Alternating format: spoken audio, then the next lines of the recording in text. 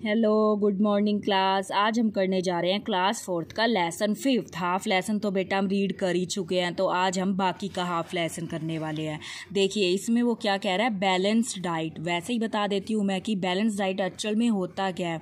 एक ऐसी डाइट जिससे कि एक इस तरीके का फूड हमें लेना चाहिए जिससे कि हमारे जो शरीर को जो है सभी प्रकार की जो इम्पोर्टेंट चीज़ें हैं वो हमारी बॉडी को मिल जाएँ, सभी चीज़ें उचित मात्रा में मिल जाएँ, क्योंकि हमारी बॉडी को हर चीज़ की नीड होती है। उसी चीज़ को हम क्या कह सकते हैं, बैलेंस डाइट। यानी कि ऐसा फूड लेना चाहिए जो हमारी बॉडी के लिए हेल्दी हो और जिससे हमें सारी चीज़ें मिल जाएं, लाइक प्रोटीन, विटामिन, ये सारी चीज़ें हमारी बॉडी को उससे मिल जाए, उसको हम बोल सकते हैं बैलेंस डाइट। आगे देखिए बेटा,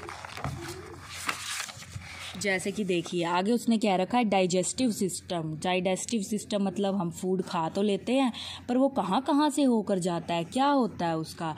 जैसे कि देखिए हमें पता भी है, हमें ऐसा फूड खाना चाहिए जो बहुत ही लाइट वेट हो, जो इजीली डाइजेस्ट हो जाए। हमें ऐसा फूड नहीं खाना चाहिए जो हमारी बॉडी के लिए हेल्दी ना हो, लाइक जंक फूड हमें बिल्कुल भी नहीं खाना चाहिए, वो हमारी बॉडी के लिए बिल्कुल भी हेल्दी नहीं होता। उससे हम क्या हो जाते हैं, बीमार हो जाते हैं। स्टूडेंट, आप में से कोई भी जंक फूड नहीं खाएगा। हमेशा कैसा फूड खाना चाहिए, हेल्दी फूड खाना चाहिए। देखिए digestive system, if we do not eat anything for a long time we start feeling hungry. अगर हम बहुत टाइम तक कुछ ना खाएं तो हम कैसा महसूस करेंगे, भूखा महसूस करेंगे। If we do not eat even then we begin to feel weak. Food gives us energy to work and play. What happens to the food we eat? Do we directly use it to get energy? वही चीज़ वो बता रहा है कि जब हम क्या करते हैं, जब हम काफ़ी टाइम तक कुछ नहीं खाते तो हमें क्या लगती है, भूख लगती है। और अगर हम नहीं खाएंगे तो हम कैसा महसूस करेंगे, हम कमज़ोर महसूस करेंगे अपने आप को, और ना ही तो हम कोई काम ढंग से कर सकते हैं और ना ही हम खेल सकते हैं। आगे देखिए, When we eat food, it is broken down into a simple form and then only it can be used by our body. अब वो चीज़ क्या कह रहा है, the process of breaking down of food into simple solute substance is called digestion. यही चीज़ वो बता रहा है कि जैसे जैसे खाना हम माउथ में डालते हैं वो कहाँ कहाँ से होकर जाता है, किस तरीके से पचता है, वो उस प्रोसेस के बारे में बताया हुआ है। देखिए अब ये उन्होंने हमें क्या दिखा रखा है, डाइजेशन ऑफ फूड। ये डाइजेशन दिखा रखी है हमें फूड की, कि देखिए पहले हम फूड को कहाँ डालते हैं, माउथ में डालते हैं। उसके बाद हम कहाँ डालते हैं, फूड पाइप में चला जाता है। वो खाना माउथ में हमने खाया और वो हमारा फूड पाइप में चला गया, और फूड पाइप से वो कहाँ पर चला गया, फिर लीवर में। लीवर से कहाँ चला गया बेटा, वो स्टमक में। स्टमक से फिर वो कहाँ चला गया, लार्ज इंटेस्टाइन, फिर स्मॉल इंटेस्टाइन, फिर एनस। इस तरीके से वो क्या हो गया, हमारा खाना डाइजेस्ट होता है। पहले वो माउथ में जाता है, फिर वो गले में फूड पाइप के थ्रू नीचे आता है, फिर वो स्टमक में जाता है। इस तरीके से धीरे धीरे वो क्या करता है, हमारा खाना डाइजेस्ट होता है।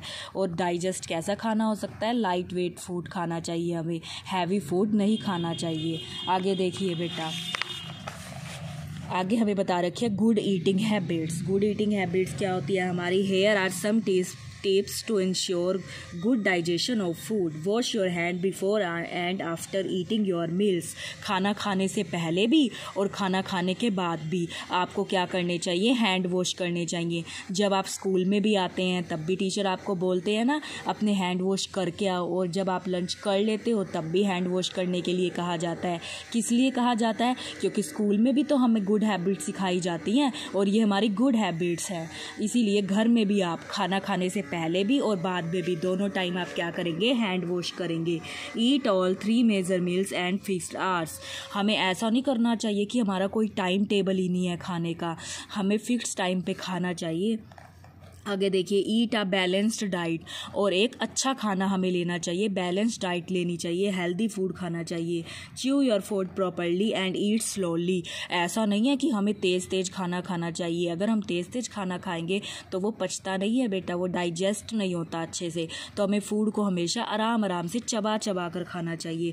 डू नॉट ओवर ईट। अब ऐसा नहीं है कि किसी को बहुत ज़्यादा, किसी का फेवरेट खाना बन गया तो उसने ओवर ईटिंग कर ली, मीन्स कुछ ज़्यादा ही खा लिया, लिया, हमें ज़्यादा नहीं खाना चाहिए, जितना हम खा सकते हैं हमें उतना ही खाना खाना चाहिए। ज़्यादा खाने से क्या हो सकता है, वॉमिटिंग हो सकती है, हमें प्रॉब्लम हो सकती है, इसलिए ओवर ईटिंग नहीं करनी चाहिए।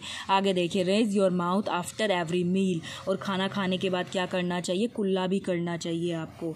आगे देखिए, कुछ चीज़ें इसमें हमें ये दिखा रखा है कि हम फूड को किस तरीके से सुरक्षित रख सकते हैं ज़्यादा लंबे टाइम तक। आगे देखिए, all food items get spoiled at room temperature after some time, such spoiled food items produce foul smell are not good for our health, we should preserve the food for long use, here is how we can do this. कई चीज़ें क्या होती हैं कि वो बड़ी जल्दी ख़राब हो जाती हैं, और ख़राब हो जाती हैं तो उसमें से स्मेल आती है जो हमारे शरीर के लिए, हेल्थ के लिए बिल्कुल भी अच्छी नहीं होती।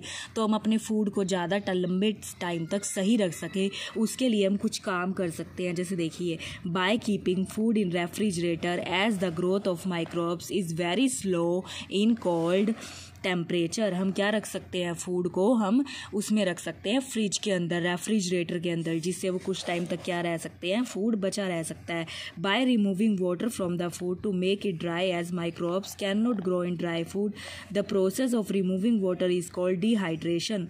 Bye sealing food in bottles and cans after killing the germs, हम बॉटल्स के अंदर भी उनको फिल करके सुरक्षित रख सकते हैं, लाइक पिकल हो गया, जैम हो गई, इस तरीके की चीज़ों को हम बॉटल्स में रखकर ज़्यादा टाइम तक इस तरीके के जार में रखकर हम उन्हें सुरक्षित रख सकते हैं। By making pickle and jam, salt and oil in pickles and sugar in jams etcetera, आज इसमें भी वही बता रहा है कि हम इनको क्या कर सकते हैं, किस तरीके से इनको इसमें बंद करके सुरक्षित रख सकते हैं, रेफ्रिजरेटर में रखकर भी उन्हें सुरक्षित रख सकते हैं, और वाटर के अंदर डालकर भी हम कुछ चीज़ों को कुछ टाइम तक फ्रेश रख सकते हैं, ताज़ा रख सकते हैं। बेटा, इसमें आपको यही बताया हुआ था। इस लेसन में आपको डाइजेस्टिव सिस्टम के बारे में बता रखा था कि पहले आपका खाना कहाँ जाता है, मुंह में जाता है, फिर गले में जाता है, फिर पेट में जाता है, फिर वहाँ से निकलता है वॉशरूम के थ्रू, जो अनडाइजेस्टेड चीज़ें होती हैं वो वॉशरूम के थ्रू आपके निकल जाती हैं। यही डाइजेस्टिव सिस्टम बता रखा है।